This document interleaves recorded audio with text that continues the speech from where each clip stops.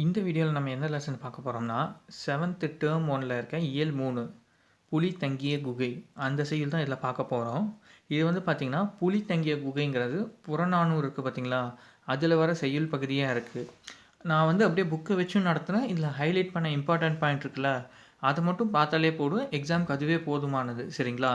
முதல்ல பாருங்களேன், நுழையும் முல்ல தமிழர்கள் பழங்காலம் முதலே கல்வியிலும் வீரத்திலும் சிறந்து விளங்கினர். சரிங்களா? தமிழகத்தில் வந்து தமிழர்கள் என்ன பண்ணாங்க, பழங்காலத்துலேருந்து கல்வியிலையும் சரி வீரத்திலையும் சிறந்து விளங்கினர் சொல்கிறாங்க. சரிங்களா? நாட்டை காக்க போர்க்களம் செல்வதை தம்முடைய முதன்மையான கடமைகளுள் ஒன்றாக கருதினர்.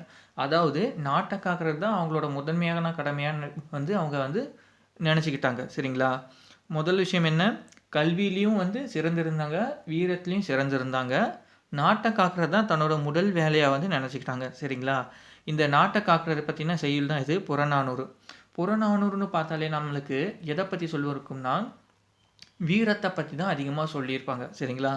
இதில் பாருங்களேன், சிற்றில் நற்றூன் பற்றி நின்மகள் யாண்டு உளனோ என வினவுதி என் மகன் யாண்டு உளன் ஆயினும் அறியேன் ஒரும் புலி சேர்ந்து போகிய கல்லலை போல ஈன்ற வயிறோ இதுவே தோன்றுவான் மாதோ போர்க்களத்தானே. காவற்பெண்டு. சரிங்களா? யார் எழுதுனது? சங்க காலத்தில் இருந்த பெண்பார் புலவரான காவற்பெண்டு எழுதியிருக்காங்க. இதோட மீனிங் என்னென்னா, என் வீட்டோட இந்த சின்ன தூணை பற்றிக்கிட்டு என்னோட மகன் எங்கேன்னு சொல்லி என்கிட்ட கேட்குறீங்களே என்ன அப்படி எப்படின்னா, இந்த பெண் இருக்காங்களே அவங்களோட ஒரு வயசான அம்மா இருக்காங்களே அவங்கள்ட்ட வந்து உங்களோட பையன் எங்கே அப்படின்னு சொல்லி தூணை பற்றி அந்த தூணை பிடிச்சிக்கிட்டு இன்னும் கேட்குறாங்க. என் மகன் வந்து எங்கே போனான்னு எனக்கு தெரியல, ஒருவேளை வீட்டில் இல்லைன்னா அவன் வந்து போர்க்களத்தில் இருப்பான் அப்படின்னு சொல்லியிருக்காங்க. சரிங்களா? சொல்லும் பொருளும் பார்க்கலாம். இப்போ புது சிலபஸ் படி பார்த்தோம்னா இந்த புறநானூற்றில் இந்த வரிகள் மட்டும் மனப்பாடம் பண்ணிக்கோங்க, அதிகமாக வந்து படிக்கிற அவசியம் இருக்காது. ஏன்னா இலக்கணம் இந்த புக் பேக் வந்து தான் இதில் ரொம்ப இம்பார்ட்டன்ட். சரிங்களா? சொல்லும் பொருளும் பார்க்கலாம். சிற்றில்னா சிறு வீடு. என்னது? சிற்றில்னா சிறு வீடு, அதாவது சின்ன வீட்டோட தூணை பிடிச்சிக்கிட்டு நிற்கிறாங்க பார்த்தீங்களா, சிற்றில்னு. கல் அலைனா கற்குகை, கல் அலை, அலைனா குகை. சரிங்களா? யாண்டுனா எங்கே, ஈன்ற வயிறுனா பெற்றெடுத்த வயிறு, இது எல்லாருக்குமே தெரியும். மறுபடியும் சொல்கிறேன், சிற்றில்னா சிறு வீடு, கல் அலைனா கற்குகை, யாண்டுனா எங்கே, ஈன்ற வயிறுனா பெற்றெடுத்த வயிறு. சரிங்களா? நூல்வெளி பார்க்கலாம். நூல்வெளி ரொம்ப முக்கியம். காவற்பெண்டு பார்த்திங்கன்னா சங்ககால பெண்பார் புலவர்களில் ஒருத்தர். ஓகேவா? என்னது? காவற்பெண்டுங்கிறவர் யாருன்னா சங்ககால பெண்பார் புலவர். இவர் வந்து சோழ மன்னன் பேரவை கோப்பெரு நற்கிள்ளின் செவிலித்தாயாக விளங்கியவர். அதாவது என்னன்னா, சோழ மன்னர் இருக்கா பார்த்தீங்களா, கோப்பெரு நற்கிள்ளின்னு சொல்லுவாங்க, கோப்பெரு நற்கிள்ளி சோழன், அவங்களோட செவிலித்தாயாக வந்து விளங்கியவங்க. கல்வியில் தேர்ச்சியும் கவிபாடும் ஆற்றலும் பெற்றவர். சரிங்களா? இவர் பாடிய ஒரே ஒரு பாடல் வந்து புறநானூற்றில் இடம்பெற்றுள்ளது. இவங்க வந்து ஒரே ஒரு பாடல் தான் பாடியிருக்காங்க, அது வந்து புறநானூற்றில் இருக்குது. சரிங்களா? அடுத்து பார்த்தோம்னா புறநானூறு 8 தொகை நூல்களில் ஒன்று. 8 தொகை நூல்கள்னு தெரியும்னா, நற்றிணை, நல்ல குறுந்தொகை, ஐங்குறு நூறு, ஓங்கு பதிப்பற்று, கற்றிருந்தோர் ஏற்றும் கலின்னு சொல்லி அப்படியே சீரீஸாக வரும் பார்த்தீங்களா. அதில் வந்து புறநானூறு வந்து 8 தொகை நூல்களில் ஒன்று. இந்நூல் பண்டைய கால தமிழ் மக்களின் வாழ்க்கை முறையும் நாகரிகம், பண்பாடு, வீரம், அதாவது அகநானூறுங்கிறது எதை பற்றி சொல்லுங்கன்னா உள்ளம் சார்ந்த விஷயங்களை பற்றி சொல்லும். புறநானூறுங்கிறது என்னென்னா அந்த மனிதர்களோட வெளிப்புறமான புற வாழ்க்கை, அதாவது வாழ்க்கை முறை, நாகரிகம், அவங்களோட பண்பாடு, முக்கியமாக வீரம், இதை பற்றின வந்து சொல்கிறதா இருக்குது. இது வந்து தமிழுக்கு வந்து கருவூலமாக தான் இருக்குது. புறநானூறு வந்து கருவூலமாக இருக்குது. இது வந்து 86வது பாடல் வந்து இங்கே தரப்பட்டுள்ளது. சரிங்களா? அதாவது 96 இருக்குது பார்த்தீங்களா படம், அதை வந்து ஞாபகம் வச்சுக்கிட்டு ஒரு 10 மைனஸ் பண்ணிக்கோங்க. 86 புறநானூறுனா அப்போ வந்து என்னென்னா 96 படத்தில் வெளியில் எல்லா இடத்துலையும் சுற்றிருக்காங்களே, அதே மாதிரி 86 வந்து ஞாபகம் வச்சுக்கோங்க. என்ன புறநானூறு யார்? காவற்பெண்டு எழுதியிருக்காங்க.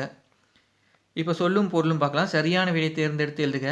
யாண்டுனா எங்கு, யாண்டு உள்ளனோன்னா எப்படி பிரித்து எழுதணும், யாண்டு கூட்டல் உணணும் ஃபர்ஸ்ட் ஆப்ஷன். கல் கூட்டல் அலைனா கல் அலை. அடுத்து பார்க்கலாம், இது நாட்டுப்புற பாடல். இது வந்து லெசன் சிலபஸில் டைரெக்டாக கவர் ஆகலை, அதனால் சொல்லும் பொருள் மட்டும் பார்த்துக்கலாம். சொல்லும் பொருளை பாருங்கள். சூரன்னா வீரன், வீராதி வீரன், சூராதி சூரன் சொல்லுவாங்க பார்த்தீங்களா, சூரன்னா வீரன். பொக்கிஷம்னா செல்வம், எல்லாருக்குமே ஈஸியாக தெரியும். சாஸ்தினா மிகுதி சரிங்களா, சாஸ்தி சரிங்களா, சாஸ்தினா மிகுதி. விஸ்தாரம்னா பெரும்பரப்பு. என்னது விஸ்தாரம்னா பெரும்பரப்பு. வாரணம்னா யானை. பரினா குதிரை. வாரணம்னா என்ன யானை.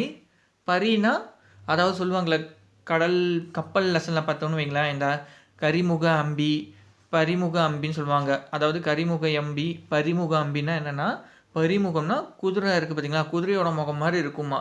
ஒரு கரிமுக அம்பினா யானையோட தும்பிக்கை யானையோட தலை இருக்கிற மாதிரி கப்பல் இருக்குமா. அப்படின்னா என்ன பரிமுக அம்பினா, பரினா குதிரையை சொல்லுது. சிங்காரம்னா அழகு எல்லாருக்குமே தெரியும். கமுகுனா பாக்கு. இந்த பாக்கு கொலை இருக்குல்ல, அது எப்படி சொல்லுவாங்கன்னா இலை வகையை வந்து கூந்தல் அப்படின்னு சொல்லுவாங்க. கமுகுனா பாக்கு, பாக்கு கூந்தல் சரிங்களா. அடுத்து பார்க்கலாம், நூல்வெளி பார்க்கலாம். இதில் நான் வானமாமலை தொகுத்து வெளியிட்ட வீரபாண்டிய கட்டபொம்மு கதைப்பாடல் சரிங்களா. வீரபாண்டிய கட்டபொம்மு கதைப்பாடல் வந்து யார் தொகுத்து எழுதியிருக்காங்கன்னா நான் வானமாமலை. அடுத்து சரியான விடையை வந்து தேர்ந்தெடுத்து எழுதுக. ஊர்வலத்தின் முன்னால் டேஷ் அசைந்து செல்லும். வாரணம் அதாவது யானை தானே அசைந்து செல்லும். ஊர்வலத்தின் முன்னால் வந்து வாரணம் அதாவது யானை அசைந்து வந்தது. பாஞ்சாலக்குறிச்சி வந்து அது இந்த பாட்டிலே பார்த்தோன்னு வைங்களேன், இதில் என்ன இருக்குது பாட்டில் பாருங்களேன். புலியும் மாடும் ஒரே நீர்நிலையில் தண்ணி குடிக்குது. நெக்ஸ்ட் என்ன, முயல் வந்து நாயை விரட்டுது சரிங்களா. இப்போ பாருங்கள் ஆன்சர் சொல்லுங்கள். பாஞ்சாலங்குறிச்சியில் வந்து முயல் வந்து நாயை விரட்டுது. மெத்தை வீடு அப்படின்னா என்னென்னா மாடி வீடு. என்ன மெத்தை வீடுனா மாடி வீடு. பூட்டும் கதவுகள்ங்கிறது எப்படி எழுதுவாங்க, பூட்டும் கூட்டல் கதவுகள் அப்படின்னு பிரித்து எழுதலாம். தோரண மேடைங்கிறது தோரணம் கூட்டல் மேடை அப்படின்னு பிரித்து எழுதலாம். வாசல் கூட்டல் அலங்காரங்கிறத வாசல் அலங்காரம். அதாவது இல்லு கூட்டல் வந்து லாவா மாறுது, வாசல் அலங்காரம் சரிங்களா. பொறுத்துக்கு பார்க்கலாம். பொக்கிஷம்னா செல்வம், சாஸ்தினா மிகுதி, விஸ்தாரம்னா பெரும்பரப்பு, சிங்காரம்னா அழகு. மறுபடியும் சொல்கிறேன், பொக்கிஷம்ங்கிறது செல்வம், சாஸ்திங்கிறது மிகுதி, விஸ்தாரம்ங்கிறது பெரும்பரப்பு, சிங்காரம்ங்கிறது அழகு. அடுத்து பார்க்கலாம், இது ரொம்ப முக்கியமான லெசன், சிலபஸில் டைரெக்டாக கவர் ஆகுது. தேசியம் காத்த செம்மல் பசும்பொன் முத்துராமலிங்க தேவர். எனது தேசியம் காத்த செம்மல் பசும்பொன் முத்துராமலிங்க தேவர். இந்த தேசியம் காத்த செம்மல்ங்கிறது யார் வந்து இவர் முத்துராமலிங்க தேவரை சிறப்பித்து கொடுப்பாங்கன்னா திருவிகா, அதாவது திருவி கல்யாண சுந்தரனா இருக்காங்க பார்த்தீங்களா, அவங்க தான் வந்து இந்த முத்துராமலிங்க தேவரை வந்து தேசியம் காட்ட செம்மல்னு பெருமையோடு சொல்லியிருப்பாங்க. இந்த லெசன் ஃபுல்லுமே பார்த்துக்கலாம், எல்லாமே இம்பார்ட்டன்ட் பாயிண்ட் தான். ஃபஸ்ட்டு என்ன, தேசியம் உடல்னும் தெய்வீகம் உயிர்னு கருதி மக்களுக்கு தொண்டு செய்தவர் யாருன்னா பசும்பொன் முத்துராமலிங்க தேவர். என்னது தேசியமாக வந்து உயிர்னும் தேசியமாக உடல்னும் தெய்வீகத்தை உயிர்னு சொல்லி மக்களுக்கு தொண்டு செய்தவர் யாருன்னா பசும்பொன் முத்துராமலிங்க தேவர். இவரோட வீரப்பேச்சால் எத்தனையோ தியாகிகளையும் தியாகிகளையும் விவேக பேச்சால் அறிவாளிகளையும் உண்டாக்கியவர். இது வந்து செகண்ட் பாயிண்ட். உண்மையை மறைக்காமல் வெளியிடுவதில் தனி துணிச்சல் பெற்றவர் சரிங்களா. இவர் வந்து சுத்த தியாகின்னு சொல்லி தந்தை பெரியாரை வந்து பாராட்டியிருக்காரு. அதாவது பெரியாரோட தாடி பார்த்துக்கோங்களேன், சுத்தமாக தான் இருக்கும், வெள்ளை வெள்ளைன்னு இருக்குது பார்த்தீங்களா, சுத்தமாக இருக்கா, அதுதான் ஷார்ட்கட். முத்துராமலிங்க தேவர் என்ன சொல்லியிருக்காங்க, சுத்த தியாகி அப்படின்னு சொல்லியிருக்காங்க. பெரியாருங்க என்ன பேசுவாங்க, உண்மையை வந்து மறைக்காமல் பேசுகிறாங்களே, அதனால ஷார்ட்கட் என்ன, உண்மையை மறைக்காமல் பேசுகிறதும் சுத்த தியாகின்னு வந்தாலே வந்து பெரியார் வந்து யாரை பாராட்டியிருக்காங்க, பசும்பொன் முத்துராமலிங்க தேவரை. இவங்களோட இளமை காலம் பார்க்கலாம். இவங்களை பார்த்தீங்கன்னா 1908 அக்டோபர் திங்கள் 30ஆம் நாள், அதாவது அக்டோபர் 30, 1908 சரிங்களா. இங்கே எங்கே பிறந்திருக்காங்கன்னா ராமநாதபுரம் மாவட்டத்தில் இருக்க பசும்பொன் இருக்குல்ல, ஹைலைட் பண்ணிட்டு பாருங்கள் சிவப்பு கலரில், பசும்பொன் என்னும் ஊரில் செல்வ செழிப்பு மிகுந்த குடும்பத்தில் பிறந்தார். என்னது 1908, அதாவது பார்த்தீங்கன்னா என்ன, பெங்கால் பிரிவினை இருக்குது பார்த்தீங்களா, வங்க பிரிவினைன்னு சொல்லுவாங்க, அது நடந்த ஒரு 3 வருஷம் கழிச்சு அக்டோபர் 30, 1908 வந்து பிறந்திருக்காங்க. தந்தை பெயர் என்னென்னா உக்கரபாண்டி தேவர், இந்திராணி அம்மையார். இவங்க வந்து இளமை காலத்திலே வந்து அன்னை இழந்ததால் ஒரு இஸ்லாமிய தாயால் பாலூட்டி வளர்க்கப்பட்டார். அவரோட பள்ளி படிப்பு எப்போ நிறுத்தப்பட்டுச்சுன்னா இந்த பிளேக் நோய் பரவுறதுனால அவரோட பள்ளி படிப்பு வந்து பாதியிலே நிறுத்திட்டாங்க சரிங்களா. அடுத்து பல்துறை ஆற்றலில் பார்க்கலாம். முத்துராமலிங்க தேவர் தமிழ், ஆங்கிலம் ஆகிய இரு மொழிகளும் சொற்பொழிவு ஆற்றும் திறன் பெற்றிருந்தார். ஃபஸ்ட்டு பாயிண்ட் என்னன்னா, தமிழ், ஆங்கிலத்தில் வந்து இரு மொழியிலேயும் சொற்பொழிவு ஆற்றும் திறனை வந்து பெற்றிருந்தார். அது மட்டும் இல்லாமல் சிலம்பம், குதிரை ஏற்றம், துப்பாக்கி சுடுதல், ஜோதிடம், மருத்துவம் இது எல்லாத்துலேயுமே வந்து அவர் தேர்ச்சி பெற்றிருந்தார். இளமையிலே வந்து அவர் வந்து அரசியல் ஆர்வம் வந்து ரொம்ப அவருக்கு ஈர்ப்பு அதிகமாக இருந்துச்சு. சரிங்களா? ஃபஸ்ட்டு பாயிண்ட் என்ன, இளமையிலே வந்து அரசியல் ஆர்வம் அதிகமாக இருந்துச்சு. தெரிந்து கொள்ளும்ல பார்க்கலாம். 1936 அதாவது 1935 வந்து தேர்தல் நடத்தலாம்னு சொல்லி பிரிட்டிஷ் ஆட்சியில் அறிவிச்சிருப்பாங்க. சரிங்களா? அதுபடி பார்த்திங்கன்னா 1936 வந்து தேர்தலில் வந்து விருதுநகரில் போட்டியிட்ட பெருந்தலைவர் காமராஜர். சரிங்களா? இப்போ பெருந்தலைவர் காமராஜர் வந்து விருதுநகரில் போட்டியிட முன் வந்தாங்க. அப்போ வந்து என்னென்னா, நகராட்சிக்கு வரி செலுத்தினவங்க மட்டும்தான் தேர்தலில் போட்டியிட முடியும் அப்படின்னு சொல்லி ஒரு நிலை இருந்துச்சு. அதாவது என்ன, நகராட்சிக்கு வரி செலுத்தி இருக்கணும், அப்போ வந்து தேர்தலில் போட்டியிடணும். அதனால முத்துராமலிங்க தேவர் என்ன பண்ணியிருப்பார்னா, காமராஜர் பேரில் ஒரு ஆட்டுக்குட்டியை வாங்கி வரி செலுத்தி அவரை வந்து தேர்தலில் போட்டியிட வச்சுருப்பார். இங்கே 1936 விருதுநகரில் நடந்த விஷயம். அடுத்து பார்க்கலாம். இவர் வந்து சிறந்த பேச்சாளர்னு சொன்னாங்க, தமிழ்லேயும் சரி ஆங்கிலத்துலேயும் சரி. அதனால் வந்து இவருக்கு வந்து வாய்ப்பூட்டு சட்டம் வந்து ஆங்கிலேயர் வந்து போட்டுட்டாங்க. எதுக்குன்னா, வாய்ப்பூட்டு சட்டம் மூலம் மேடைகளில் வந்து அரசியல் பேசக்கூடாது என அவருக்கு தடை விதித்தது. இதே மாதிரி பார்த்தோம்னா, வட இந்தியாவில் பார்த்திங்கன்னா பால கங்காதர திலக் இருக்கார் பார்த்தீங்களா, அவருக்கும் வந்து இதே சட்டம் வந்து சொல்லியிருக்காங்க. அப்படின்னா பாருங்களேன், இவர் வந்து எவ்வளோ சிறந்த பேச்சாளராக வந்து விளங்கியிருக்காங்க. சரிங்களா? அடுத்து பார்த்தோம்னா, இவர் வந்து தேசியம் காத்த செம்மல்னு திருவிக்கா வந்து கூப்பிட்டுருப்பாங்க. திருவிக்கா என்னன்னு சொல்லியிருப்பார், தேசியம் காத்த செம்மல்னு. ஷார்ட்கட் நல்லா ஞாபகம் வச்சுக்கோங்க. திருவிக்காங்கிறது யாருன்னா, தேசியம் காத்த செம்மல்னு முத்துராமலிங்க தேவருக்கெல்லாம் அவரை வந்து பாராட்டியிருக்காங்க. வாய்ப்பூட்டு சட்டம் மூலம் வந்து இவருக்கு வந்து மேடைகளில் அரசியல் பேசக்கூடாதுன்னு சொல்லியிருக்காங்க. First point. இதே மாதிரி பால கங்காதர திலகர் இருக்காங்க பார்த்தீங்களா, அவங்களுக்கும் வந்து இதே சட்டம் வந்து ஆங்கிலேயர் வந்து போட்டாங்க. இவர் வந்து அரசியல் குருவாக வந்து நேதாஜி சுபாஷ் சந்திர போஸ் இருக்காங்க, அவரை ஏற்றுக்கிறாங்க. வங்க சிங்கம்னு தான் நேதாஜி சுபாஷ் சந்திர போஸை சொல்லுவாங்க. சரிங்களா? இவருடைய வந்து அரசியல் குருவாக ஏற்றுக்கொண்டார். ஃபஸ்ட்டு முத்துராமலிங்க தேவரோட அழைப்பை ஏற்று வந்து எப்போ வந்தாங்கன்னா 1939, அதாவது 39லேருந்து 45 வரைக்கும் 2ஆம் உலகப்போர் நடந்துச்சுல. கிட்டத்தட்ட அந்த காலத்தை வந்து நேதாஜி சுபாஷ் சந்திர போஸ் இருக்காங்கள, செப்டம்பர் 6 நேதாஜி வந்து அவர் வந்து மதுரைக்கு வந்தார். சரிங்களா? நேதாஜி தொடங்கி வச்ச இந்திய இராணுவம் இருக்குது பார்த்தீங்கன்னா, இந்தியன் நேஷனல் ஆர்மின்னு சொல்லுவாங்க, இந்திய தேசிய இராணுவம். அதில் வந்து முத்துராமலிங்கரோட தேவர் அவரோட முயற்சியால் வந்து ஏராளமான தமிழர்கள் வந்து சேர்ந்தாங்க. விடுதலைக்கு பின் நேதாஜிங்கிற ஒரு வார இதழ் ஒன்றையும் நடத்தியிருக்காரு. யார்? முத்துராமலிங்க தேவர். மறுபடியும் பாயிண்ட் ரிமெம்பர் பண்ணுறேன். பசும்பொன் முத்துராமலிங்க தேவர் வந்து அக்டோபர் 30, 1908 பிறந்திருக்காரு. இவருடைய அரசியல் குரு யாருன்னா நேதாஜி சுபாஷ் சந்திர போஸ். விடுதலைக்கு அப்புறமா வந்து நேதாஜிங்கிற ஒரு வார இதழ், என்ன இதழ், வார இதழில் வந்து நடத்தியிருக்காரு. இவரை வந்து சுத்த தியாகின்னு பெரியார் கூப்பிட்ருக்காங்க. தேசியம் காத்த செம்மல்னு சொல்லி திருவிக்கா கூப்பிட்ருக்காங்க. இதுதான்மே இம்பார்ட்டன்ட் பாயிண்ட். சரிங்களா? பேச்சாற்றலில் பார்க்குறான். இவர் வந்து முதல்ல பார்த்திங்கன்னா சாயல்குடி இருக்குது பார்த்தீங்களா, சாயல்குடிங்கிற இடத்துல வந்து விவேகானந்தரோட பெருமைங்கிற தலைப்பில் வந்து கிட்டத்தட்ட 3 மணி நேரம் வந்து உரையாற்றியிருக்காங்க.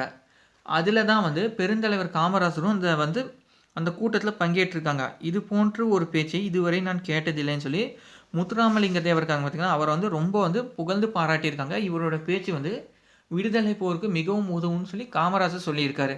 மறுபடியும் சொல்கிற பாருங்களேன், 1936 அதாவது 35 ஆங்கிலேயர் ஆட்சியில் நமக்கு வந்து எலெக்ஷன் நடத்திக்கலாம் அப்படின்னு சொன்னேன்னு, எலெக்ஷனில் போட்டியிடறதுக்கு காமராஜருக்கு வந்து ஒரு ஆட்டுக்குட்டி வாங்கி அவர் பேரில் வரி கட்ட வச்சு காமராஜரை வந்து விருதுநகர் தொகுதியில் வந்து போட்டியிட செஞ்சார். சரிங்களா? அதே மாதிரி பார்த்தோம்னா சாயல்குடியில் வந்து 3 மணி நேரம் விவேகானந்தரோட பெருமைங்கிற தலைப்பில் வந்து ஃபஸ்ட்டு வந்து உரையாற்றினார். அப்போது பார்த்திங்கன்னா அந்த கூட்டத்தில் காமராஜரும் இருந்திருக்காரு. அடுத்து தெரிந்து கொள்வோம் பார்த்துக்கலாம்.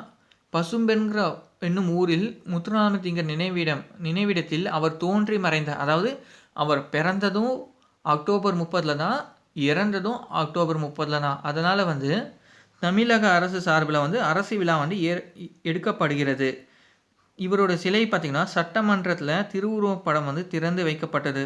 தமிழக சட்டமன்றத்தில் திருவுருவப்படமும் சென்னை அரசு சார்பாக வந்து ஒரு சிலை அமைக்கப்பட்டிருக்கு. சரிங்களா? சிலை பாருங்களேன், இதுதான் அந்த சிலை.